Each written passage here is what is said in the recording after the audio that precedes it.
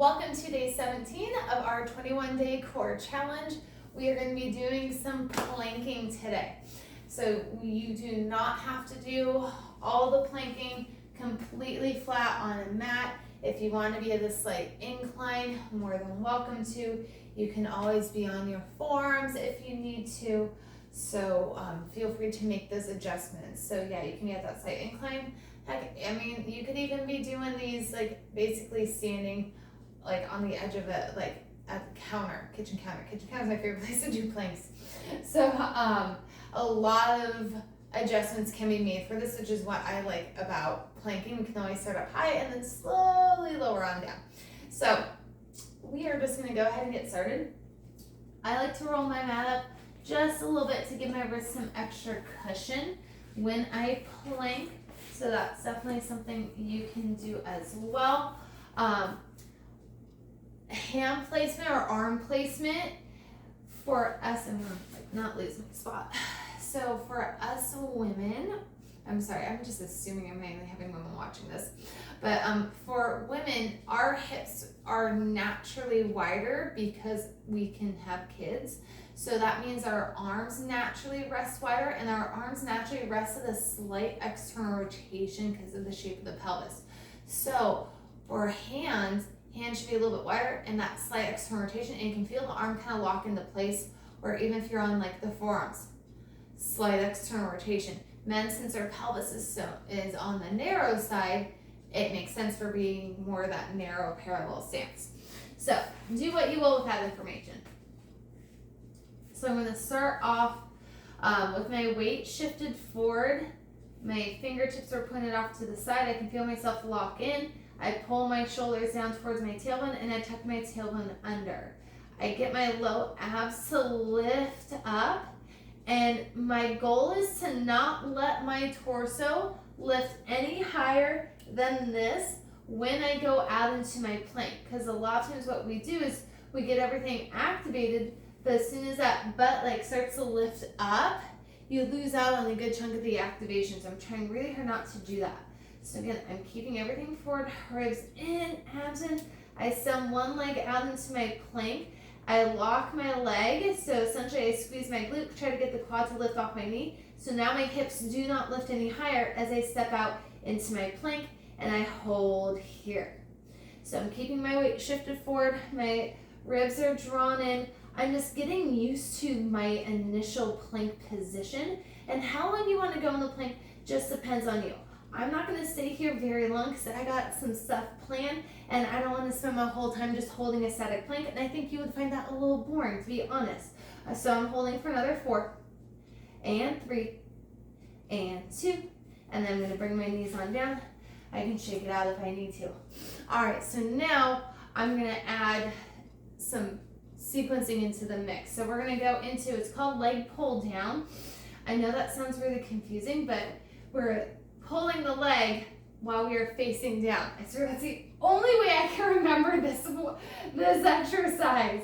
So shoulders back and down. I'm in that slight rotation. My tailbone tucks under to protect my low back, and my abs and booty turn on to protect my back even more. I step one leg back out into my plank and then the other, and now I'm going to anchor in on my left side, squeeze my right booty, and lift the leg up and release. Squeeze that right glute and release. And 3, 2. I'm going to lift, sink in the abs, pull the knee in, squeeze that booty, and then drag the knee in, squeeze the booty. I'm keeping my weight forward, my tailbone's tucked under for another 3,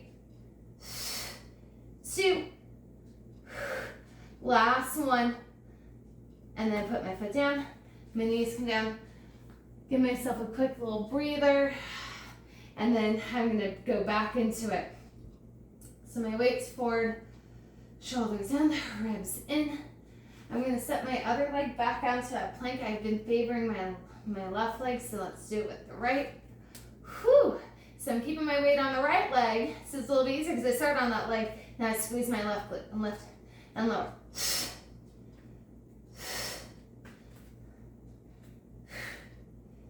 And 2. I'm going to hold the left, drag the knee in, squeeze that booty, and knee pulls in. I send it back out.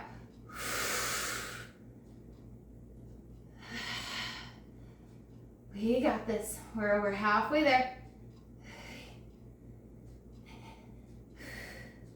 Last one. I come on out.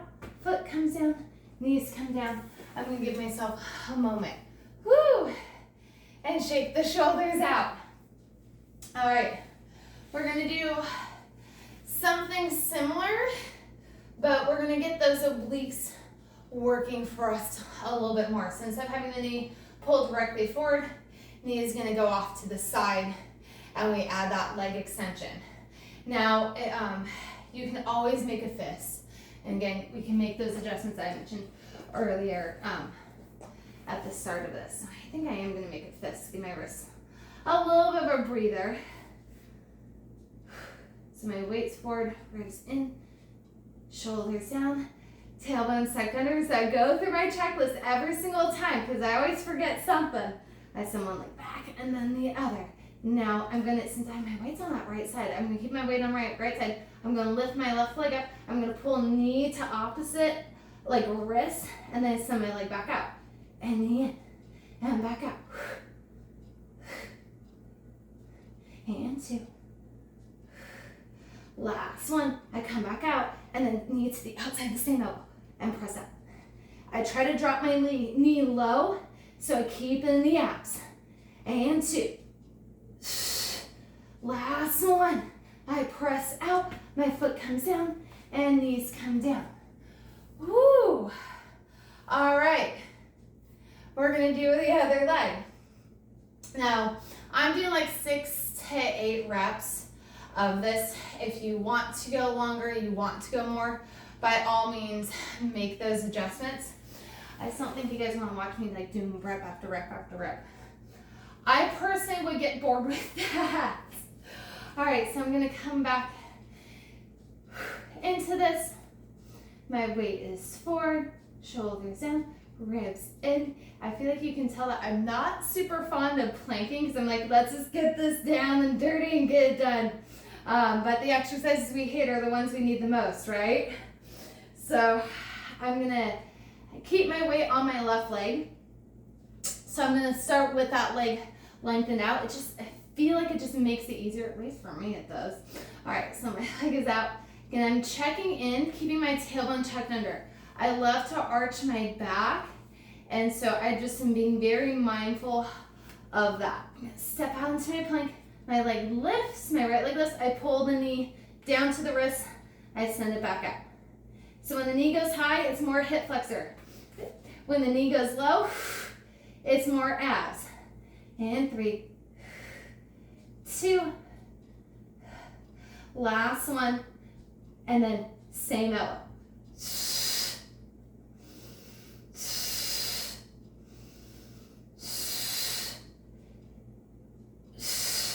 And 2, last one. I extend out, foot comes down, knees come down. I go into my child's pose. So knees wide is going to be more for the hips. Knees together is more for the back. I'm going to walk my hands up and over, turn my spine into a rainbow. I have one more thing after this, but I just want to give my spine a little bit of a release.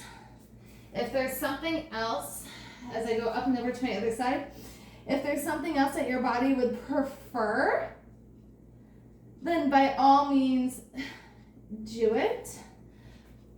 Like even, you want to just get out the spine, like natural twist. Because I've just discovered when it comes to planking, the spine needs like a wiggle and twist after planking to just like reset itself. So now what we're going to do is we're going to transition from a child's pose out into a plank, and we're going to do some push-ups. Now, I'm very generous with the term push-ups. As long as we're maintaining that good plank, we're good. It does not have to be big. It does not have to be huge. They can be baby push-ups. You can pretend to push up. Just hold the plank. Maybe just do little bends, like we can always progress this. All right, so I'm gonna keep my knees wide because I feel like it just like logistically makes it easier to do this. I'm sitting back on my heels and I'm reaching my arms forward. I'm actually gonna scooch back so I have more real estate because I'm not exactly small. So I'm feeling that nice length in my back for this initial, like for the stretch part, but then I roll my shoulders back and down, I squeeze back the armpit, and then my hands reconnect to the mat. Again, you can do this with the box, same exact concept, except your hands are gonna be slightly elevated. Now, I'm going to curl my toes under, so I'm sitting back onto those heels. I'm gonna just make sure I have that connection with the arms. Again, I can comfortably squeeze back the armpit. I curl my toes.